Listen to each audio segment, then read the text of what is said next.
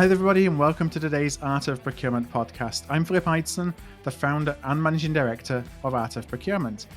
And today's podcast is part of a special 2-week series. It's our second annual sponsored Startup and Growth series, where we aim to shine a light on the early stage and growth companies who are changing the way that leading procurement teams are driving outcomes that truly align with corporate objectives. And we'll ask an entrepreneur from 7 different companies questions about what gap in the market their solution addresses, how they differentiate, and what their tools look like in action. It's a great way for you to get to know those who are leading the way. And in today's episode, I speak with Jody Rowe of Promitheia. And so I started by asking Jody to introduce herself and to introduce Promitheia. Promitheia Procurement was formed around what I believe is a need to provide greater access to procurement templates and online advisory services. So I decided that was where the need was, and I think it was probably heightened more during COVID, where obviously we're working remotely, people still need access to talent, and this was a great way of getting procurement out there. Can you talk a little bit about your background, kind of for context in terms of your procurement background, to just so that listeners can get kind of a little bit of an understanding of where you came from in terms of making that decision that this is something that you wanted to focus on?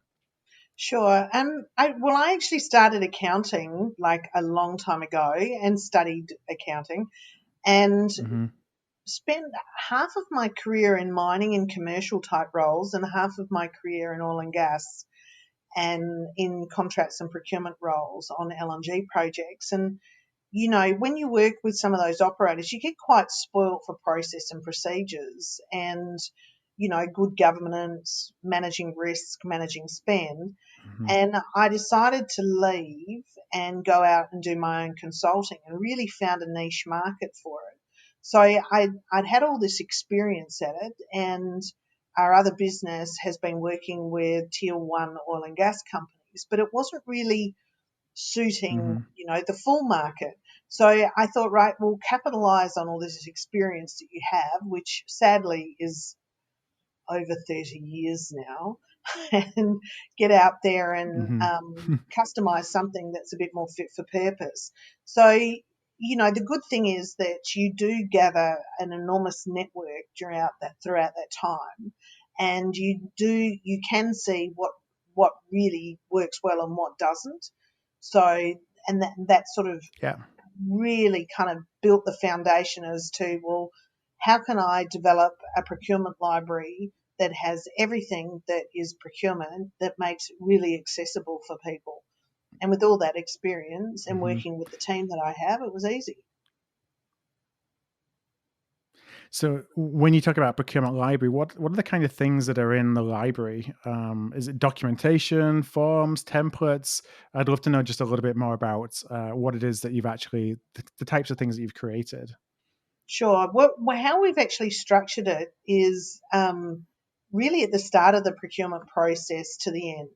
So we start off with governance, and that will include policy, procedure, the contracts and procurement framework, to sourcing, strategy, contracting strategy, their documents and forms, and a procurement category strategy plan, so making sure that we know what we're doing for the next 2 years, things of that nature, invitation to tenders, onto the contract management, everything there is to do around managing a contract management plans, and then we have a free document, as well as now we're developing people and culture, training, supply relationships, contractor performance management, and all the department KPIs and dashboards, and also a few how-tos, commercial models. So it effectively is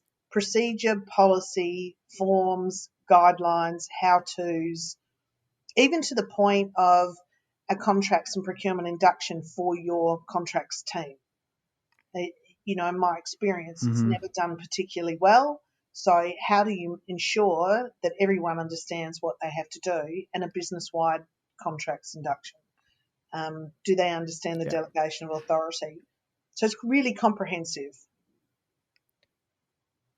So essentially, it's, you know, as a procurement professional, you think about all the policies, procedures, you know, templates from writing RFPs to, like you say, category strategies, through to contracting as well. It's essentially all in a box, and you can buy things individually as individual templates and forms, or you can look and say, look, I don't have anything at all right now. I want to hit the ground running. I can go and buy, you know, a collection, a suite of different forms, templates, governance processes, all those things to get started, rather than having to create everything from scratch. Which is clearly a very expensive option to do. So the other thing that I've noticed in certain organisations that someone will come in from one organisation, someone will come in from another, and it creates a very confusing process and procedure because they're taking bits from everywhere. You know, it's far more effective and probably more cost effective just to start with a blank piece of paper and map out exactly what is fit for purpose for your organisation, rather than trying to make, you know, a square peg, you know, go into a circle. Is that right? Something along those lines. Yep, a round hole, we would say over here. Yes, we would say that here too. Yeah. I'll give you a pass. You said earlier it's 7:30 in the morning, given time zone differences. So, okay, thank you. No, when you know, as you think about all these tools and templates you've created, are they industry agnostic? Are they specific for certain sectors? You know, how do you look at them from the kind of under what circumstances are they best put to use? Well, the good thing is that we believe that they're small, medium, and large business. We also they're not the generic, so they're not specific for any industry. And again, that's not what we wanted. I actually find that the companies that are more suitable for this is typically outside of those oil and gas and mining companies, the larger ones, because they have a lot of process and procedures. This really was about focusing on the food and processing industries, you know, a lot of those types of industries, agriculture, transport, you know, the list is endless of all the industries that this can apply to. And yeah, I think it was really about being generic and being able to approach any industry. Yeah, and then from a maturity perspective, as you say, kind of the larger organizations, maybe they already have some of these policies and procedures in place. But for those who are earlier stage, maybe they're just building a procurement function for the first time, or maybe they have some kind of skeleton level of process and procedure, but they really aren't doing what you would consider best in class. That's the kind of folks who would get the most value out of the tools and the templates that you've built. Oh, absolutely. You know, it's interesting. You can go to an organisation which don't have any procurement people. You can go to another organisation that has a couple of procurement people, but they don't understand the risk. You know, it's a real mix out there. It's a little different than going into, you know, the finance department, which mostly have the same qualifications. Procurement's not been like that. So, you know, even if they've got a process, they will find something on the website that will enhance what they've already got as well. So, you know, process maps and things like that. And in terms of kind of geographic relevance, now I know that you're based in Australia, but the documents and the tools and the templates, are they used by global organizations? Are they somebody who's listening in the States, or somebody who's listening in the UK or South Africa or wherever it may be? They're just as relevant for them as somebody who may be listening in Australia. Absolutely. I mean, I've worked for BG, I've worked for Rio Tinto global organisations, and wherever you go, the process is pretty much the same. Like, I don't see it being different from country to country. So it is intended that people can buy them from anywhere they are in the world. It does it's always purchased in Australian dollars. That's just the way that it's set up. But yeah, it's not intended to be Australian specific, and certainly we can support our 24 hours a day, so that's no issue on that front. Yeah.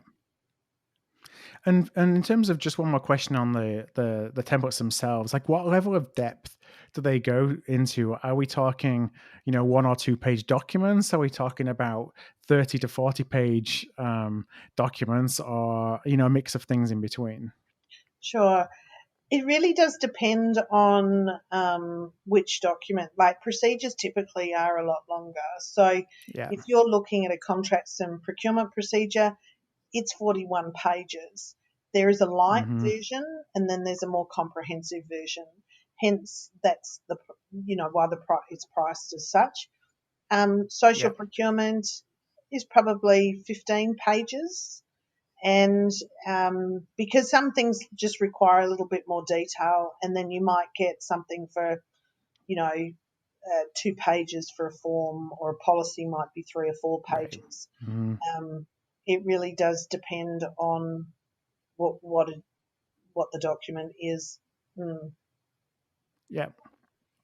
And the reason I asked that is because it's hard to visualize from an audio perspective what these look like. But I know I've seen some of them myself, and they go into a lot of detail. There's a lot of detail there, and there's a lot of ability to customize. And I just think that it's especially for those who are earlier in the stage in terms of their procurement maturity, it's kind of a no-brainer to look at things like this, because you save so much time. Otherwise you're going to be bringing on a consultant, or you're going to be spending hours drafting it yourself. And it's just a really, really easy, quick way to get started with some infrastructure that you don't already have that is really best in class. Absolutely. And, we've started doing videos per document. So on LinkedIn today, there's a video of me explaining and walking through the contracts and procurement procedure. So basically, when you go online now, you can just click on that and see it, and you'll see how detailed these things are, and it's intended to be like that, and to make it easier. It's easier to strip things out than what it is to add things. So, Right. So watch the videos. I can only encourage people to do that. Well, what we'll do is we'll include actually a link to some of the videos in the show notes page for today's episode. But I did just want to ask the final question: is if listeners have heard our conversation and they're thinking, I could really use some tools and templates within my procurement organization, whether it's to cover from processes all the way through to governance and everything in between, where would be the best place for them to go and take a look, find out what's available, and to connect with you if they want to do that directly?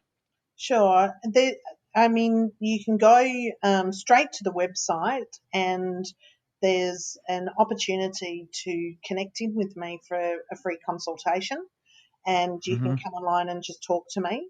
The website will show you all the documents and the advisory, and if you do a free consultation, I'll connect you via Zoom and walk you through a few of the documents. In addition to that, because we've got so much going on around new templates, new documents coming on, it's good to follow us on LinkedIn, because then you'll get the ongoing updates and you'll see the videos when they come through. And you'll meet some of the advisors as well, part of the team. So definitely follow us on LinkedIn, book a consultation.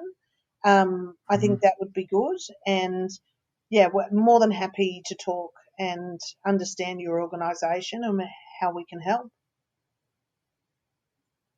Yep. Okay, great. Well, what I'll do is I'll put, again, links to the video for an example, to the website, to your LinkedIn profile as well, all in the show notes for today's episode. So for anybody who is listening today, you just go to artofprocurement.com/podcast, and you're going to find today's episode as part of the catalog there. And just check those out and reach out directly to Jody for more information. So Jody, I want to thank you so much for joining us today on our Startup and Growth series. Oh, thank you so much for the opportunity. I've thoroughly enjoyed it. It's been very entertaining. I love it. Thank you. Thanks for tuning in to this special Startup and Growth series. To listen to the entire series and for the show notes page that accompanies each episode, please go to artofprocurement.com/startup series. That's artofprocurement.com/startup